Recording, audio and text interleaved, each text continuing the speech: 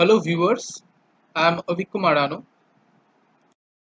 So let's start the next chapter, the next topic of your grammar session. The topic's name is sentences. तो आज हम sentence grammar के sentence जो topic है sentence के उस टॉपिक के बारे में आज डिस्कस होगा ओके तो let's start types of sentence तो व्हाट इज सेंटेंस तुम्हें पहले जानना पड़ेगा तो सेंटेंस क्या है a sentence is a group of words that make complete sense मतलब बहुत सारे वर्ड एक साथ जोड़ के एक सेंटेंस होते हैं लेकिन उस सेंटेंस के अंदर एक कंप्लीट सेंस एक मीनिंग होना बहुत जरूरी है there are 4 types of sentences लगभग 4 प्रकार के सेंटेंस होते हैं number one number one is declarative sentence मतलब सेंटेंस के जो पार्ट्स है उसमें से पहला आता है डिक्लेरेटिव सेंटेंस तो डिक्लेरेटिव सेंटेंस का डेफिनेशन क्या है A sentence that makes a statement is called a declarative sentence. मतलब जो सेंटेंस के अंदर स्टेटमेंट रहता है ठीक है सीधा साधा स्टेटमेंट रहता है उसको हम डिक्लेरेटिव सेंटेंस कहेंगे it ends with a full stop और लास्ट में सेंटेंस के बाद एक फुल स्टॉप होके सेंटेंस खत्म होता है ठीक है तो पहचानने के लिए तुम्हें जस्ट क्या करना होगा लास्ट में देखना होगा फुल स्टॉप है या और कोई साइन है अगर फुल स्टॉप साइन हुआ तो डिक्लेरेटिव सेंटेंस होगा ठीक है और फुल स्टॉप कब होता है जब उस सेंटेंस के अंदर मीनिंगफुल सेंस होगा तभी हम फुल स्टॉप या तो फिर क्वेश्चन मार्क या तो फिर कुछ भी साइन यूज करते हैं ओके तो जैसे example it was a warm sunny day last में देखो फुल स्टॉप है तो ये डायरेक्ट एक स्टेटमेंट है और लास्ट में फुल स्टॉप है so this is the example of declarative sentence number two is interrogative sentence a sentence that asks a question is called an interrogative sentence जो sentence question से शुरू होता है जो सेंटेंस उस सेंटेंस को हम इंट्रोगेटिव सेंटेंस कहते हैं it ends with a question mark और लास्ट में क्या रहता है क्वेश्चन मार्क रहता है तो पहले डिक्लेरेटिव सेंटेंस में क्या रहता था फुल स्टॉप और इंट्रोगेटिव सेंटेंस में क्या होगा क्वेश्चन मार्क जैसे कि will you come along with me last में देखो क्वेश्चन मार्क है so this is the example of the interrogative sentence number third is imperative sentence number third क्या है sentence का imperative sentence a sentence that expresses a comment a request or some advice is called an imperative sentence जो sentence के अंदर comment रहता है request रहता है या कुछ भी एडवाइस जैसा कुछ शब्द या कुछ वर्ड रहेगा या मीनिंग रहेगा तो उसी सेंटेंस को हम इंपेरेटिव सेंटेंस कहेंगे और ए भी it ends with a full stop और ए सेंटेंस भी लास्ट में फुल स्टॉप होके खत्म होता है तो इसमें और इसमें क्या फर्क है डिक्लेरेटिव सेंटेंस एक स्टेटमेंट होगा खाली और इंपेरेटिव सेंटेंस के अंदर कमांड रहता है रिक्वेस्ट रहता है या तो फिर कुछ एडवाइस रहता है जैसे कि और ज्यादा से ज्यादा imperative sentence verb main verb से स्टार्ट होता है तो समझने के लिए देखोगे मेन वर्ब से जो सेंटेंस स्टार्ट होगा वो इंपेरेटिव सेंटेंस होगा जैसे कि गो देखो गो मेन वर्ब देखो गो से ही सेंटेंस स्टार्ट हो रहा है और लास्ट में फुल स्टॉप है तो इसका मतलब है इस सेंटेंस से इंपेरेटिव सेंटेंस का एग्जांपल देखो go with him now play the football go home go to the school ठीक है तो these are the examples of imperative sentence तो लास्ट सेंटेंस का एग्जांपल क्या है exclamatory sentence a sentence that expresses excitement or other strong feelings is called an exclamatory sentence मतलब जो sentence के अंदर एक एक्साइटमेंट, एक सरप्राइज, एक स्ट्रॉन्ग इमोशंस या स्ट्रॉन्ग फीलिंग्स जो सेंटेंस के अंदर रहेगा, उसी सेंटेंस को हम एक्सक्लामेटरी सेंटेंस कहेंगे।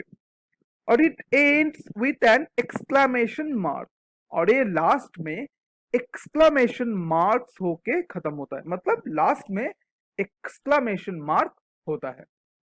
ठीक है, अब नेक्स्ट आता है पार्ट्स ऑफ अ सेंटेंस। कल सेंटेंस तो हमने समझ लिया, तो सेंटेंस क्या होता है। अब सेंटेंस के अंदर दो पार्ट्स होता है, एक होता है सब्जेक्ट और दूसरा होता है predicate. A sentence has two parts, one is subject and the next one is predicate. The first one, the subject is the person or thing we talking about. मतलब जो चीज के बारे में, जो पर्सन या कुछ थिंग के बारे में हम जो कह रहे हैं वो होगा सब्जेक्ट। इट में कंसिस्ट ऑफ वन वर्ड और मेनी वर्ड्स, ये एक वर्ड भी हो सकता है या एक से ज्यादा वर्ड भी हो सकते हैं। And the predicate tells us something about the subject. और प्रेडिकेट क्या कहता है, प्रेडिकेट सब्जेक्ट के बारे में हमें बताता है।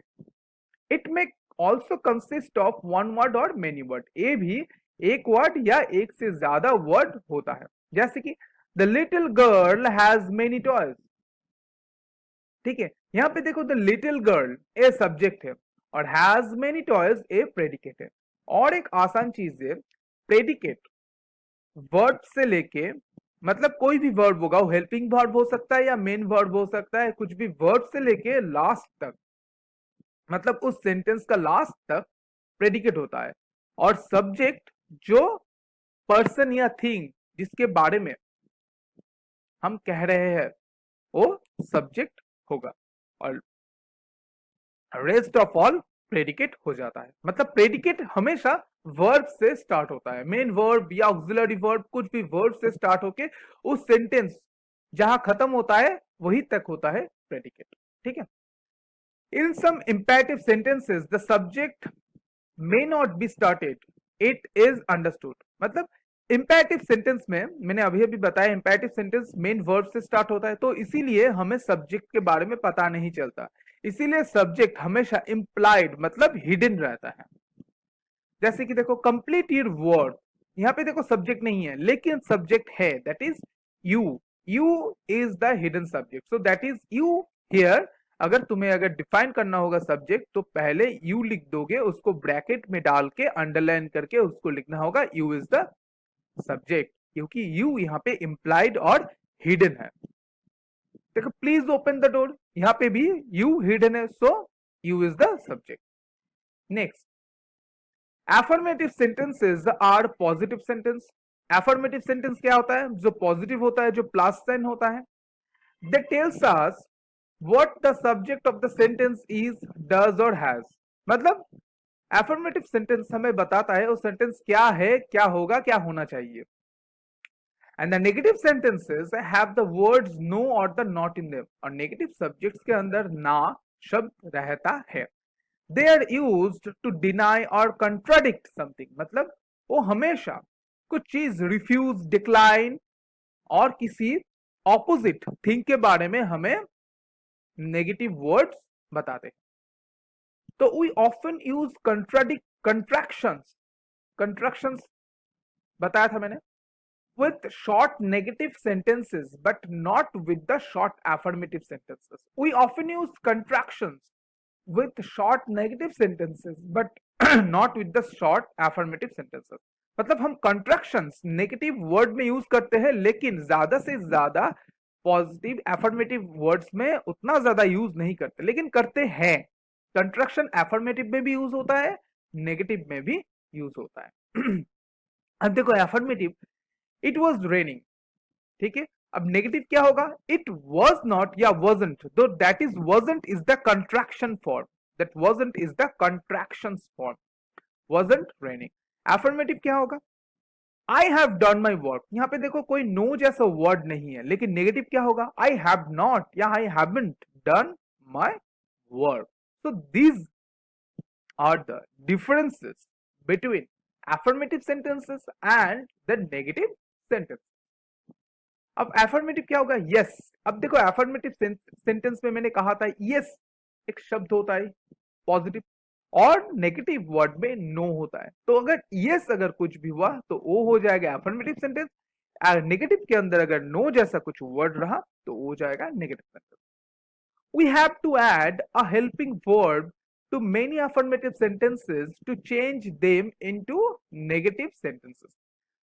हम सेंटेंस में हेल्पिंग वर्ब यूज करके भी उस सेंटेंस को हम एफर्मेटिव से नेगेटिव या नेगेटिव से एफर्मेटिव कर सकते हैं। जैसे कि सुमन कंप्लीटेड हर वर्क फर्स्ट। अब इसको नेगेटिव कैसे करेंगे? सुमन डिड नॉट या डिडंट कंप्लीट हर वर्क। तो यहाँ पे हेल्पिंग वर्ब क्या है?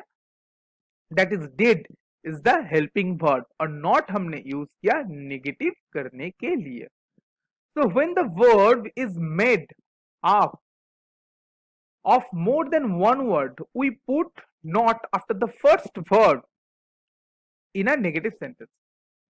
अगर when a verb is made up of more than one word, अगर verb एक से ज्यादा word हो गया तो verb के अंदर, मतलब उस verb के अंदर मेन वर्ब भी है और ऑक्सिलरी वर्ब भी है, लेकिन नेगेटिव करने के लिए हमें जो ऑक्सिलरी वर्ब है उसी ऑक्सिलरी वर्ब या हेल्पिंग वर्ब के बाद नॉट लगाना है, मेन वर्ब के साथ नॉट नहीं लगाना है। जैसे कि Sahil will go to the market today, तो यहाँ पे देखो विल भी वर्ब है, गो भी वर्ब है, लेकिन विल हेल्पिंग वर्ब है, गो मेन वर्ब है, तो विल के बाद हम नॉट लगाएंगे और मेन वर्ब के साथ कुछ नहीं लगाएंगे, तो ये पूरा सेंटेंस नेगेटिव हो जाएगा।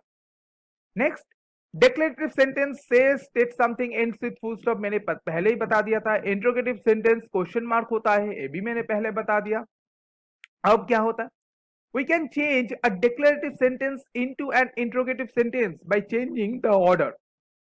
मतलब एक डिक्लेरेटिव सेंटेंस को हम इंट्रोगेटिव सेंटेंस में चेंज करेंगे। कैसे? बोनो is your pet dog, तो this is a declarative sentence. अब इंट्रोगेटिव क्या होगा? द मेन ऑक्सिलरी इज को पहले ले आओ, तो is Bono your pet dog, और लास्ट में क्वेश्चन मार्क दे दो, तो ये पूरा इंट्रोगेटिव सेंटेंस हो जाएगा। The food was very tasty, तो यहाँ पे भी जो ऑक्सिलरी वर्ब है उसको पहले ले आओ, was the food very tasty, और लास्ट में क्वेश्चन मार्क ऐड कर दो। तो these are the examples of negative. Declarative, these are the examples of interrogative, not negative, interrogative, sorry. Declarative, you can hear a train whistle. Interrogative क्या होगा? Can you hear a train whistle? That is last में question mark. Declarative, Raman is 10 years old. This is declarative and also an affirmative sentence, क्योंकि यहाँ पे कोई negative नहीं है। और interrogative sentence क्या होगा? Is Raman 10 years old? Last में क्वेश्चन मार्क। तो these are the examples of interrogative sentence. Okay.